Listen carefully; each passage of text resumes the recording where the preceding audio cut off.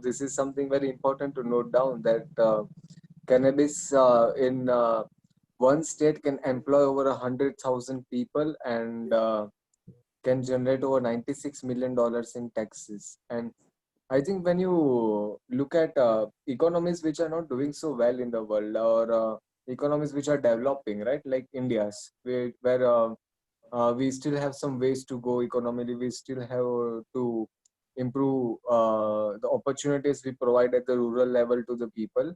I think this is definitely, those stats, they mean the world, they mean a world of opportunity. Definitely, yeah. Tell me, Tim, how do you see India entering into the global cannabis economy and contributing there and enriching from it? From your experience in how America entered it, I have seen in Amsterdam, for example, Cali Haze and cannabis products imported from America. Another great example I can quote is Snoop Dogg vaporizers and Yeah. things like that, right? Yeah, So, yeah, exactly. hmm. So I think, can you share your insight? yeah. This is what's happening in the global cannabis economy.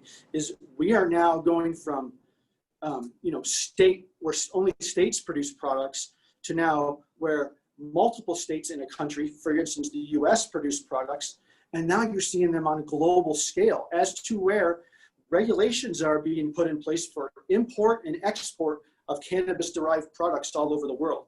And I think that specifically is where the opportunity could lie with you guys over in India, being able to create new and unique products.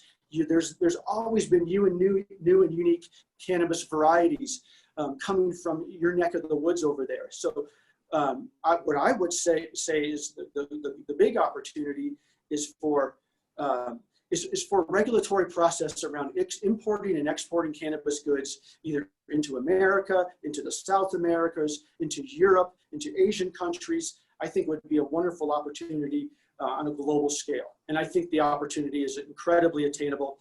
Like I said, I've worked with attorneys here in the United States where we've written some import and export laws between the country of Colombia and the United States, or from Colombia, South America into Canada, etc. So I think the opportunity would be great and would be absolutely big. Interesting. I'm curious, you guys, Vinesh, unless you have a follow-up on that, I'm curious to do a slight pivot from the macro view of the industry to a very personal view. And I'm thinking specifically, again, to the audience of individual people now who is coming to cbdstore.in, getting education, doing research, looking at products, etc.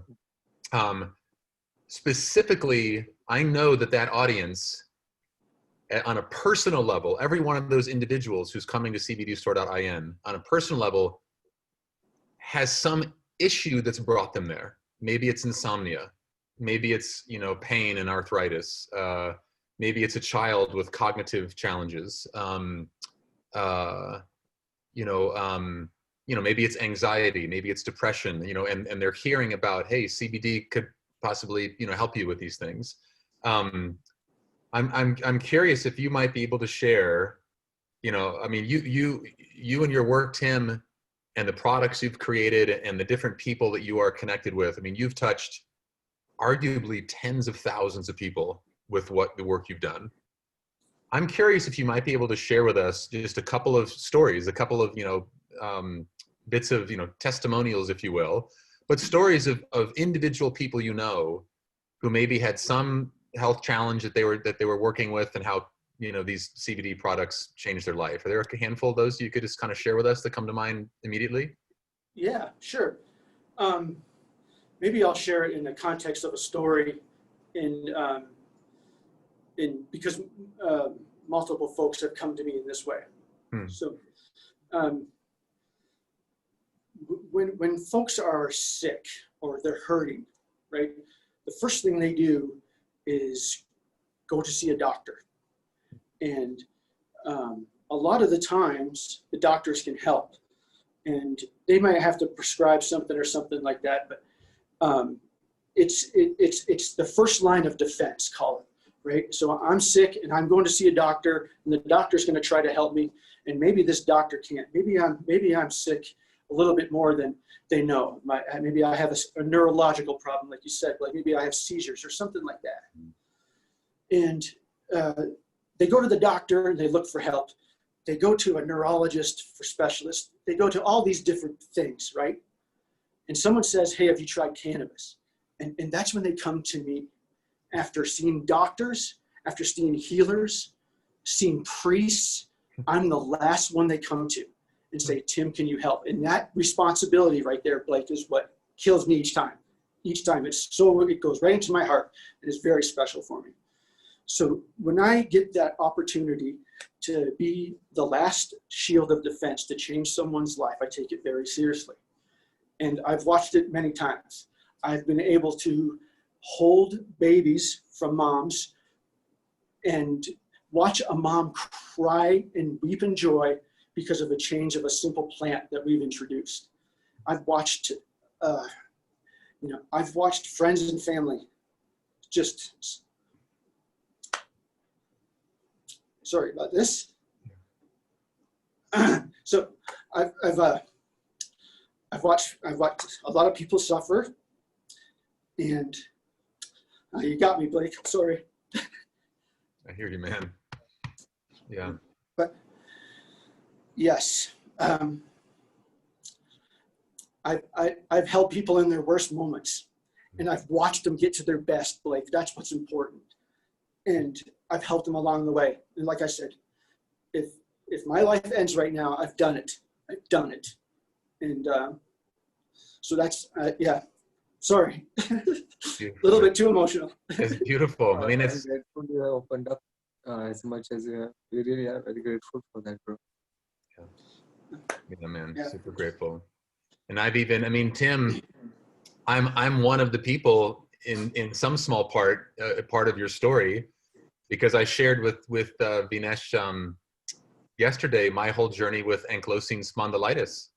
You know, I mean, Yeah. man, that autoimmune disease, 25 years now I've had it. And the doctors told me I wouldn't walk again. They told me I may never run again. The pain used to be so bad that there would be flashes of red that would cover my vision because the pain was so extreme. It would make my vision go red.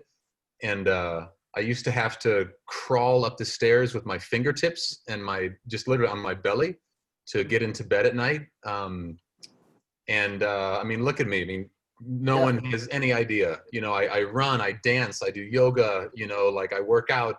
No one has any idea that there was this quasi-death sentence that was given to me 25 years ago, Wow. and I had a lot of pain, but it's when, it was through our friend Brad and then meeting you that I, really started to learn about CBD, and I started taking it, and I'm a poster child. I'm one of those people that, like, I can't believe it. I just can't believe it. Yeah. Yeah. I'm sure. And that's so amazing. I love that response, and it's just it's how it's supposed to happen, Blake. It's how this plant's supposed to change our lives for the better. And how many people right now would be in jail if not for cannabis? I'm sure it has made a lot of people calm in their worst moments, who have problems with anger, with Yes. who react badly to things and all. So that's when you say we are the last defense of so many people. That's so true. That end of the day, this plant doesn't judge. You could be not having things working for you professionally, personally, could be in the worst possible situation. This plant can at least, till the tolerance takes over, at least give you a chance again, by providing you with relief, so you can focus again and are not chained by the events which could otherwise break a person. So that definitely it touches a deep chord, man. Yeah. Yeah, absolutely, absolutely. And when you continually see the more and more folks that are visiting your website, I think that's just testament to what you're saying right there. There's a global shift. There's a global want to feel better. And here's something naturally Yes.